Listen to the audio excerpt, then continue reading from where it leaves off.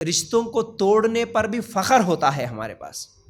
मैं 10 साल से मेरी बहन की शक्ल नहीं देखा, मैं मेरे फूफी के चौखट पे नहीं गया, मैं आज तक 5 साल हो गए। फख्र से बोल लेते कई लोग, मेरा कोई ख़ानदान नहीं है, मेरा कोई रिश्तेदार नहीं है, कब की मर चुके मेरे ताया मेरे चाचा मेरे लिए कब की मर चुके हैं, बोल लेते ना ये बातें, फ़ख्र से बोल लेते।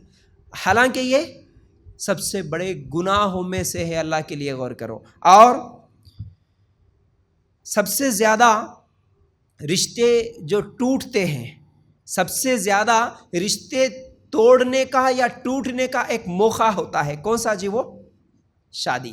हम सब जानते हैं क्योंकि हमको मालूम है रिश्ते सबसे ज़्यादा टूटते हैं शादियों में। जैसा शादी के लिए शादी वलीमा आगद करना, वलीमा की दावत करना ज़रूरी है, इसी तरह वही शादियों में 2-4 रिश्ते तोड़ना भी ज़रूरी बन जाता है हमारे लिए। शादियों में अक्सर रिश्ते टूटते हैं। जिसके घर में शादी होती उसकी सबसे बड़ी टेंशन रिश्तों को संभालना ही होता है ना।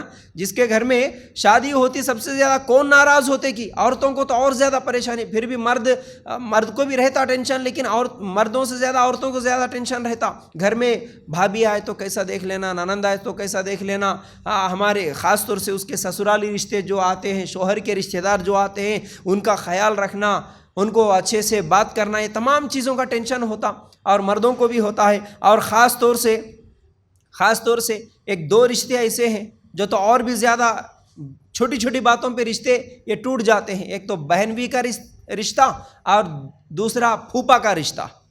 बहनवी और फूफा जो होता है ये हमेशा बस तोड़ने के मूवमेंट पे रहते। कब मौका मिले तो जब झगड़ा करेंगे, कब मौका मिले तो जब तोड़ के चले जाएंगे, बल्कि इंतज़ार में रहते ये लोग, हमेशा फ़ख्र में आते। बहनवी आया बोले तो बस इसीलिए ना हमारे यहाँ ये सिस्टम ही है शादियों का, ये रिश्तों का पूरा सिस्टम ही ख़राब होकर रख दिए। अब बहनवी बोले तो ऐसा होता, कभी कभी किसी के घरों में देखता हूँ कि भाईजान, बहनवी बोले तो समझ रहे ना, भाऊ नहीं भाईजान जिसको बोलते, जीजू बोलते। अब भाईजान घर को आ रहे बोले तो फिर पूरे घर के लोग उसके नौकर बन के रहना पड़ता। उसके आगे अदब से बात करना, झुक के रहना, आने सतीज पानी देना, पैरान धोना, आने सतीज क्या है उसको तुवाल देना, अच्छे अच्छे खाने बना के रखना, उसके लिए अलग कमरा देना, सब कुछ ज़रूरी बात भी उसके आगे ऊंची आवाज़ में नहीं बोलना। पूरे के पूरे नौकर, पूरे घर वाले नौकर बन के उसके सामने झुक के रहते हैं। अब ये जब शादी में अगर ये आ गया तो बस उसके लिए तो पूरा स्पेशल इंतज़ाम रहना पड़ता। और फूफा कौन होता जी? फूफी के शौहर, है ना। तो ये भी हमेशा वो, क्योंकि वो अपने अब्बा के लिए भौने ही है ना, तो ये भौने वाला रिश्ता बड़ा डेंजर होता है हमेशा। तो बहरहाल ये हमेशा रिश्ते तोड़ने वाले लोगों में होते हैं ये रिश्ते तो। और कुछ लोग तो ऐसे होते हैं अपना रिश्ता तो तोड़ लिए और वो ज़बरदस्ती दूसरों का रिश्ता भी तोड़वाते हैं। कैसे? अजी मैं आऊँगा तुम्हारे शादी में, लेकिन शर्त यह है कि तुम उसको नहीं बुलाना, है ना। वो मेरा दुश्मन है, उन्हें आए तो मैं नहीं आता। अगर उसको बुलाना है तो मेरे को ना को बुलाओ, मेरे को बुलाना है तो उसको नहीं बुलाना, पहले से कंडीशन। ये हम बचपन में देखते थे, जैसा कि स्कूल में शायद आप लोग भी देखे होंगे।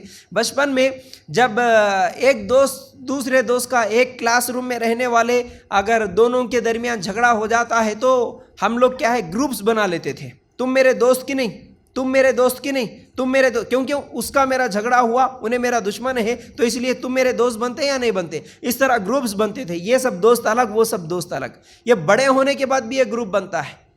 बड़े होने के बाद भी उन्हें रिश्ता, उसकी शक्ल नहीं देखता हूँ मैं, बस तुम्हारी शादी में अगर उसको बुलाए तो मैं नहीं आता हूँ शादी में, क्योंकि उसकी शक्ल नहीं देख के 10 साल हुआ, मैं अब भी उसकी शक्ल देखना नहीं चाहता। तो खुद भी रिश्ता तोड़ के बैठे हैं और दूसरों के भी रिश्ते तुड़वाने वाले लोग हैं। और शादियों में जैसे कि मैं भी बोल रहा हूँ कि बहुत ही रिश्ते टूट जाते हैं, छोटी छोटी ज़रा सी बातों पे रिश्ते तोड़ देते हैं। आज तो लोग बोटियों पे भी रिश्ते तोड़ लेते हैं, है ना।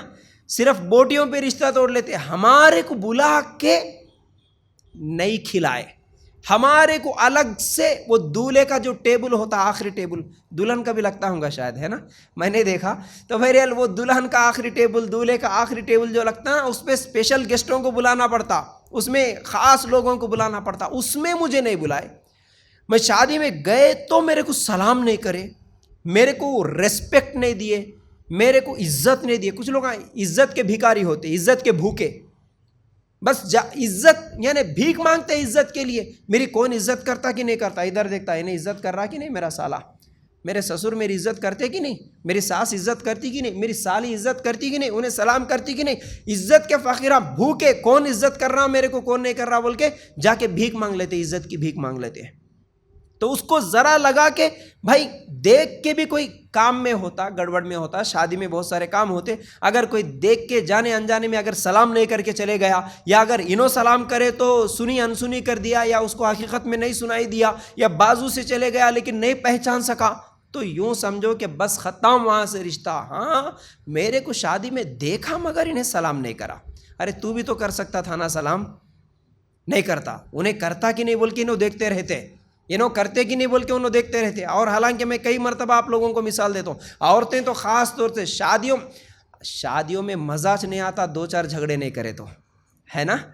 शादियों का मज़ा ही ख़त्म हो जाता। खाने के मज़े से ज़्यादा हमारे को रिश्ते तोड़ने में या ग़ीबतें करने में, हसद करने में मज़े आते। आपस में एक दूसरे की ग़ीबतें जब तक नहीं करते तो शादी में मज़ा नहीं आता। और शादी में जाने का मज़ा, शादी में जाते इसलिए हम वहाँ जाके दो चार लोगों की ग़ीबतें कर लेंगे या रिश्ते तोड़ लेंगे या झगड़ा कर लेंगे, ये सोच के शादियों में जाने वाले भी कई लोग होते हैं। अल्लाह के लिए गौर करो। तो इसलिए मैं बोला, कई लोग तो जानबूझ के अगर कोई वहाँ दूर से आ रहा बोले तो देख के ही हम मुंडी फिरा लेते, ऐसा देखेंगे अब आके सलाम करता कि नहीं बोल के। अरे तुम खुद जाके सलाम करते ना, नहीं करते। तो याद रखो, तो ये शादियाँ एक बहुत बड़ी वजह, एक बहुत बड़ी जगह है जहाँ पर अक्सर रिश्ते टूट जाते हैं। और कई लोग तो आजकल क्या है, कार्ड देने के, जैसा शादी की शुरुआत ही कार्ड देने से शुरू होती है ना, शादी का इनविटेशन कार्ड मोबाइल पे भेज दिया, मैं नहीं जाता अब शादी में, मैं कैसा दिख रहा हूँ। अच्छा, कुछ लोग आप मोबाइल पे नहीं भेजे लेकिन दूसरों के साथ भेज देते। कई लोगों को काम होने की वजह से, असल में ये सिस्टम भी गलत है, लेकिन उसके बावजूद भी अगर कोई अपने बच्चे के साथ या कोई दूसरे रिश्तेदार के साथ, जाओ जी तुम जाके कार्ड दे के आ जाओ, तो अच्छा वो खुद नहीं आया लेकिन दूसरों के साथ भेज दिया कार्ड, मुझे अलग से फ़ोन करके तो नहीं बुलाया, मैं गैर हो गया उसके लिए, अब मैं कैसे जाऊंगा उसकी शादी में, ये सोच के कई लोग रिश्ता तोड़ देते हैं। और कई लोग तो कपड़ों को लेकर, ये कपड़ों की बात इंशाल्लाह बाद में करूंगा मैं, कपड़ों को और तोहफ़ों को लेकर भी रिश्ते तोड़ने वाले हैं, है ना। तो हमारे को क्या तोहफ़ा दिए, हम उनको क्या तोहफ़ा दिए थे, इसको लेकर भी रिश्ते तोड़ने वाले हैं। अल्लाह के रसूल सल्लल्लाहु अलैहि वसल्लम की हदीस सही बुखारी में है कि रिश्ता तोड़ने वाला जन्नत में नहीं जाता। और दूसरी हदीस अल्लाह के रसूल सल्लल्लाहु अलैहि वसल्लम ने फरमाया कि दो गुनाह ऐसे हैं जिनका कुछ ना कुछ सज़ा अल्लाह दुनिया में ज़रूर देता है। देखो ये सोचने वाली बात है ना, कुछ गुनाह ऐसे होते हैं जिनकी सज़ा अल्लाह ताला दुनिया में भी देता, आखिरत में तो है ही है सज़ा, लेकिन दुनिया में भी अल्लाह ताला सज़ा देता है। उन गुनाहों में से एक गुनाह जुल्म करना और दूसरा गुनाह है रिश्ता तोड़ना। दूसरा गुनाह है रिश्ता तोड़ना। रिश्ता तोड़ने वालों को अल्लाह दुनिया में सज़ा देता बोल रहा है इस हदीस में। अब वो कैसी सज़ा होंगी अल्लाह बेहतर जानता। हमारे को बीमारियों की शक्ल में भी वो सज़ा हो सकती है, हमारे घरों में बेबरकती, हमारे घरों में लड़ाइयाँ झगड़े, हमारे घरों में चैन सुकून का ख़त्म हो जाना, मियाँ बीवी का ना जमना, झगड़े होना, कारोबार का नुकसान होना, कुछ भी हो सकता है। लेकिन ये सज़ा किस लिए, बोलिए, हदीस सुने ना, किस लिए ये सज़ा देता अल्लाह ताला? रिश्तों को तोड़ने की वजह से। फिर इसी तरह अल्लाह के रसूल सल्लल्लाहु अलैहि वसल्लम ने फरमाया, हर पीर और जुमेरात को अल्लाह ताला के यहाँ आमाल पेश किए जाते हैं। हम जो भी नेकियां कर रहे हैं ना, हमारे आमाल हर पीर और हर जुमेरात को अल्लाह के यहाँ पेश किए जाते, लेकिन जो रिश्ते तोड़ने वाले हैं अल्लाह ताला उनके आमाल को कबूल नहीं करता। सही मुस्लिम की रिवायत है। अमल अल्लाह ताला कबूल ही नहीं करता। हम इतनी नेकियां कर रहे लेकिन हमारी नेकियां कबूल ही नहीं होंगी अगर हम रिश्तों को तोड़ बैठेंगे। तो अल्लाह ताला कहता है जब तक वो लोग आपस में सुलह नहीं कर लेंगे मैं उसके अमल को कबूल नहीं करने वाला हूँ, रख दो उसको। सुलह जब कर लेंगे तो अल्लाह ताला फिर कबूल करेगा, लेकिन जब तक हमारी बातचीत बंद रहेगी, रिश्ता तोड़ के बैठेंगे, अल्लाह हमारे नेकियों को, हमारे अमाल को भी कबूल नहीं करता।